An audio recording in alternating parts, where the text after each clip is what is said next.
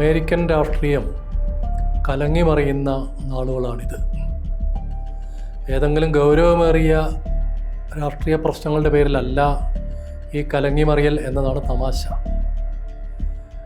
വിചാരണ തടവുകാരനായിരിക്കെ ജയിലിൽ കിടന്ന് മരിച്ച ജെഫ്രി എപ്സ്റ്റീൻ എന്ന ലൈംഗിക വാണിഭ നടത്തിപ്പുകാരൻ്റെ രഹസ്യരേഖകൾ പുറത്തുവിടുന്നതുമായി ബന്ധപ്പെട്ടാണ് അമേരിക്കയിലെ വിവിധ രാഷ്ട്രീയ നേതൃത്വങ്ങൾ തമ്മിൽ ഏറ്റുമുട്ടുന്നത്. ജെഫ്രി എപ്സ്റ്റീൻ ഒരേ സമയം അമേരിക്കയുടെയും ഇസ്രയേലിൻ്റെയും ചാരനായിരുന്നു എന്ന് ഏറെക്കുറെ ഇപ്പോൾ വെളിപ്പെട്ട് കഴിഞ്ഞിട്ടുണ്ട്. ഇപ്പോഴത്തെ അമേരിക്കൻ പ്രസിഡന്റ് ഡൊണാൾഡ് ട്രംപിൻ്റെ ഏറ്റവും അടുത്ത സുഹൃത്തായിരുന്ന ജെഫ്രി എപ്സ്റ്റീൻ്റെ രഹസ്യരേഖകൾ ഏറ്റവും കൂടുതൽ ബുദ്ധിമുട്ടിലാക്കിയിട്ടുള്ളത് ഡൊണാൾഡ് ട്രംപിനെ തന്നെയാണ്.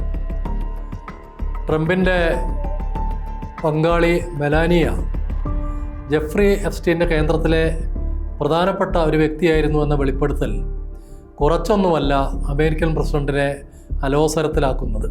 അമേരിക്കൻ കോൺഗ്രസിനകത്ത് വലിയ വിവാദങ്ങൾക്ക് ശേഷം വൻ ഭൂരിപക്ഷത്തോടു കൂടി ജെഫ്രി എപ്സ്റ്റീൻ്റെ രഹസ്യ രേഖകൾ പുറത്തുവിടണം എന്ന് തീരുമാനിച്ചതിന് പിന്നാലെ പല രേഖകളും വ്യക്തമാക്കാത്ത രീതിയിലാണ് പുറത്തേക്ക് വിടുന്നത് എന്ന ആക്ഷേപം ഇപ്പോൾ ഉയർന്നു വന്നിട്ടുണ്ട്. ഡൊണാൾഡ് ട്രംപ് ആവട്ടെ തൻ്റെ എതിരാളികളായ ഡെമോക്രാറ്റിക് പാർട്ടിയിലെ നേതാക്കളെ, പ്രത്യേകിച്ച് മുൻ പ്രസിഡന്റ് ബിൽ ക്ലിൻ്റൺ അടക്കമുള്ളവരുടെ ചിത്രങ്ങൾ സുലഭമായി പുറത്തേക്ക് അയക്കാൻ താല്പര്യപ്പെടുകയും ചെയ്യുന്നുണ്ട്.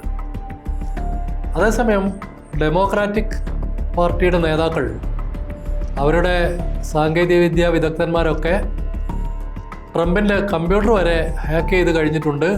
ട്രംപിൻ്റെയും മെലാനിയയുടെയും എപ്സ്റ്റീനുമായുള്ള ബന്ധം വെളിപ്പെടുത്തുന്ന ധാരാളം ഫോട്ടോകളും രേഖകളും ഇതിനകം അമേരിക്കൻ മാധ്യമങ്ങളിൽ പ്രത്യക്ഷപ്പെട്ടിട്ടുണ്ട്. ഇത് അമേരിക്കയിൽ മാത്രം ഒതുങ്ങുന്ന ഒരു വിഷയമല്ല എന്നതാണ് ഏറെ പ്രധാനപ്പെട്ടത്. ഒരുപക്ഷെ ജെഫ്രി എപ്സ്റ്റീനെ ജയിലിലേക്ക് എത്തിച്ച വെളിപ്പെടുത്തലുകൾ വിർജീനിയ ഗുഫാരെ എന്ന 18 വയസ്സുള്ള പെൺകുട്ടി നോബഡീസ് ഗേൾ എന്ന ആത്മകഥ എഴുതിക്കൊണ്ട് ആരംഭിച്ച ഒരു പ്രവർത്തനത്തിൻ്റെ തുടർച്ചയാണ്. ആ പെൺകുട്ടി നേരിടേണ്ടി വന്ന ലൈംഗിക പീഡനങ്ങളുടെ കഥ പുറം ലോകം അറിഞ്ഞപ്പോൾ മുതലാണ് ജെഫ്രി എപ്സ്റ്റീനെതിരെ വലിയ വികാരം ഉയർന്നു വന്നത്. ബ്രിട്ടനിലെ ആൻഡ്രൂ രാജകുമാരനും ഇസ്രയേലിൻ്റെ പ്രധാനമന്ത്രിയായ യഹൂബ് ബാറക്കും അടക്കമുള്ളവർ തന്നെ പീഡിപ്പിച്ചിട്ടുണ്ട് എന്നായിരുന്നു വിർജീനിയയുടെ പുസ്തകത്തിലെ ഉള്ളടക്കം. വേറെയും നിരവധി പേരുണ്ട്.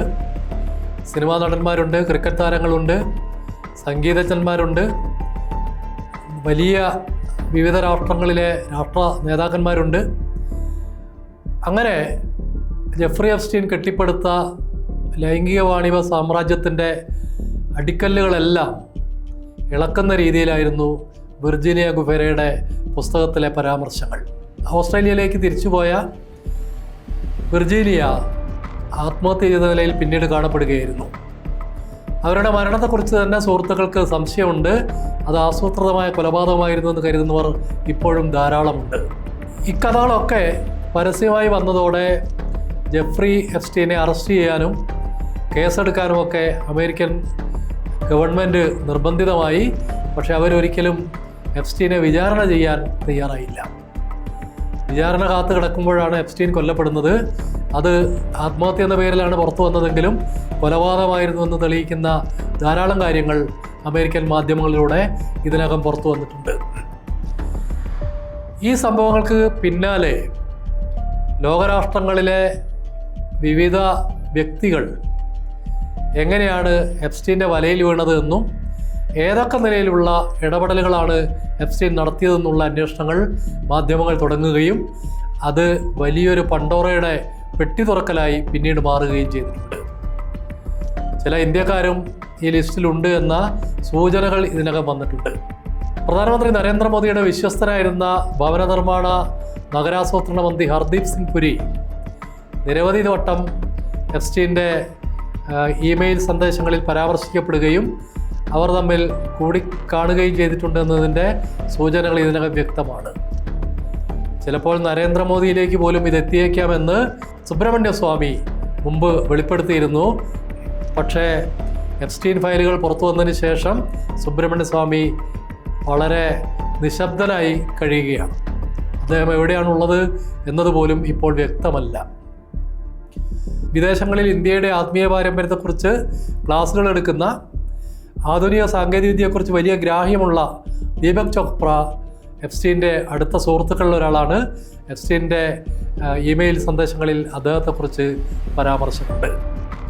ബിൽഗേറ്റ്സിനെ പോലുള്ളവർ, നോം ചോംസ്കിയെ പോലുള്ളവർ, മൈക്കിൾ ജാക്സനെ പോലുള്ളവർ, വൂഡി അലനെ പോലുള്ളവർ, അങ്ങനെ ഹോളിവുഡിലെ വളരെ പ്രധാനപ്പെട്ട സിനിമാ നിർമ്മാതാക്കളും അഭിനേതാക്കളും ഒക്കെ എപ്സ്റ്റീൻ്റെ വലയിൽപ്പെട്ടതായിട്ട് ഇതിനകം വെളിപ്പെട്ടിട്ടുണ്ട്.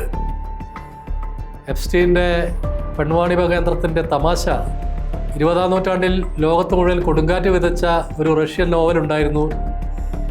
ലോലിത എന്ന പേരിൽ ആ പേരിലുള്ളൊരു കഥാപാത്രത്തെ മുൻനിർത്തി വ്ളാഡിമിർ നബക്കോവ് രചിച്ച നോവലാണ്. ഒരു കൊച്ചു പെൺകുട്ടിക്ക് മുതിർന്ന ഒരാളോട് തോന്നുന്ന പ്രണയവും അതിൻ്റെ സങ്കീർണതകളുമാണ് ലോലിതയുടെ പ്രമേയം.